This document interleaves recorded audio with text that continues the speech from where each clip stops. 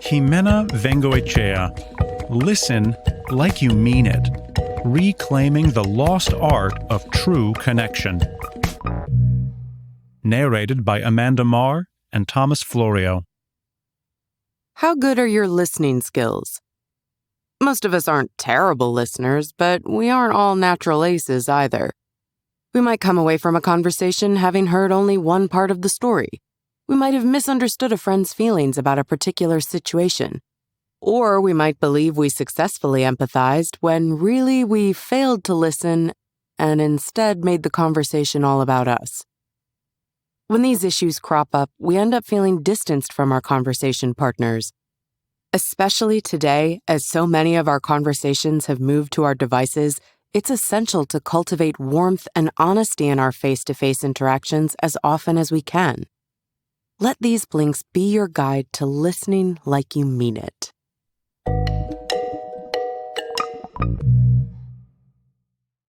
Blink 1 of 8. A young researcher, Eve, and her mentor, Mia, were exploring the issue of cyberbullying on their company's platform. That process involved interviewing celebrities and others who regularly become the targets of abusive comments online. Eve and Mia had gotten to their third interviewee when Eve made a serious conversational blunder. She said to the participant, "And the people who write mean things about you, you just ignore them, right?" The participant responded that he actually found it difficult to ignore cyberbullies, though he wished he could. Eve responded, "Right, so you would ignore them. Makes sense." It's easy to see the problem with Eve's approach here. She was making assumptions based on what she'd heard from other interviewees, and she'd neglected to consider that this participant's experience may have been entirely different. The key message here is, approach conversations with the intention of really focusing on and engaging with your partner. Eve was doing what the author calls surface listening. This is when you hear the words that someone is literally saying, but don't bother paying attention to the underlying meaning. Surface listening might cause you to offer unsolicited advice, interrupt your conversation partner, or assume her experience has been the same as yours. What you want to do instead is engage in empathetic listening, which involves making a concerted effort to understand the meaning behind your conversation partner's words. This activates the listening loop, a virtuous cycle in which your partner feels free to express her emotions and you in turn are encouraged to express your own. To get in the mindset for empathetic listening, you'll need to cultivate 3 distinct qualities: empathy, humility, and curiosity. Empathy is all about being able to imagine what someone else is feeling without necessarily injecting your own experiences into the conversation. To foster this quality, remind yourself that the conversation isn't all about you, and ask questions specific to the other person.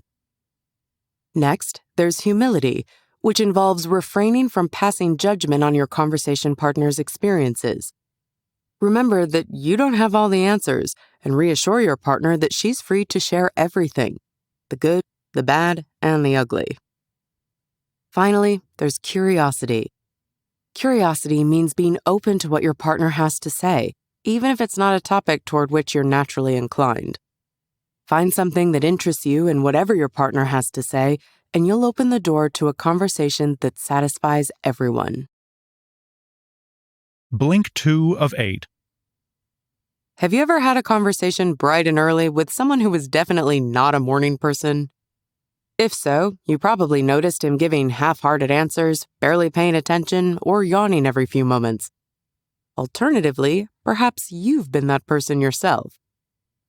Whether you're an early bird or a night owl, there are bound to be certain times of day when your energy is low and you find it hard to be fully present. When that's the case, the quality of your conversations suffers greatly. Being fully present is a crucial aspect of empathetic listening. Here's the key message. Stay present in a conversation by observing yourself and your partner carefully. When it comes to being present, self-awareness is key. Be mindful of your energy levels and mental state during a conversation. If you haven't eaten in hours or it's late in the afternoon and your brain is fried, it's worth being upfront about that with your partner. Don't be afraid to ask to move the conversation to a cafe or to suggest revisiting the topic at a different time. In addition to being a careful observer of yourself, it's equally important to pay attention to how your conversation partner may be feeling. Often, people's words are at odds with their experiences and actions. They may say that they only drink 1 glass of wine per night, while the real number might be 2 or 3. People conceal or distort the truth for all kinds of reasons. Establishing true connection requires us to be careful observers of a conversation partner's emotional indicators. These are things like body language, word choice, and voice and tone. Consider eye contact, for instance. Sustained eye contact can indicate that someone is feeling curious, open, or affectionate. Lack of eye contact, on the other hand, can indicate feelings of unease or lack of safety. If someone's emotional indicators tell you he isn't revealing the whole truth, try nudging him toward honesty with a prompt like, "Help me understand what you mean by," or "Tell me how you really feel about." Assure him that you value his honest perspective and input. When you remain present and show your partner that you're genuinely interested in what he has to say, he'll be much more likely to express himself honestly. Blink 3 of 8. Do you know what your listening style is? That is, the role you gravitate toward in conversation. There are lots of them out there, and each of us tends to lean toward one or another. For instance, are you an explainer? The kind of person who offers a rational answer for everything, even when your conversation partner might not want her feelings analyzed. Are you an identifier? Someone who always tries to relate a friend's experiences to your own, at the risk of making the conversation all about you. Or maybe you're an interviewer who asks so many questions that the conversation ends up feeling like an interrogation. Each listening style can be appropriate at certain times and less so at others. By understanding and clarifying your role in each conversation, you and your partner are more likely to remain on the same page. The key message is this: identify what your conversation partner needs from you, and then try to provide it. When you're aware of your default listening style, you can adapt it to suit your conversation partner's unique needs. Of course, it's not always easy to tell what those needs actually are. People often hide their feelings behind words or body language, and uncovering them can take some effort. One way to do that is to look for hidden needs in your conversation partner's words. For instance, phrases like, "If only I could," or "If it were up to me," might signify a desire, opportunity, or lack of something. Meanwhile, phrases like, "I'm doing the best I can," or "I'm going out of my way here," can indicate a plea for recognition. Once you've developed a sense of what your conversation partner needs, do your best to switch modes accordingly. Acknowledge your understanding of your partner's needs and then suggest a potential remedy. Like this: "Normally I'd suggest we power through, but it seems like a break would be welcome. Why don't we hit pause for a minute?" In many cases, your conversation partner might want nothing more from you than an empathetic ear. But simply bearing witness to her can be incredibly difficult because you may feel as though you should be taking action instead of just listening. Sometimes, though, the best thing you can do is watch, wait, and empathize without sharing your own experiences. Blink 4 of 8. The author's research on storytelling once brought her to the office of a well-known New York-based newspaper. While there, she interviewed a journalist who couldn't seem to stop multitasking.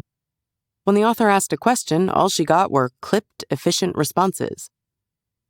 The author knew she'd have to dig deep to get more substantive answers.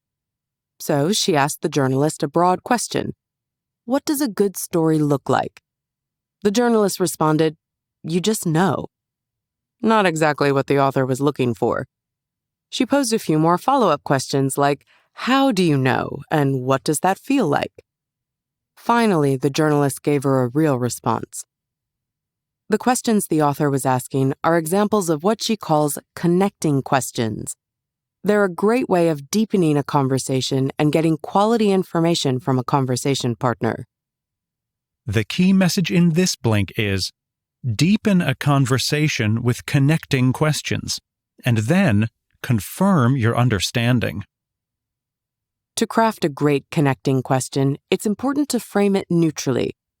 Each question should be designed to elicit an open response rather than a specific type of reply. Consider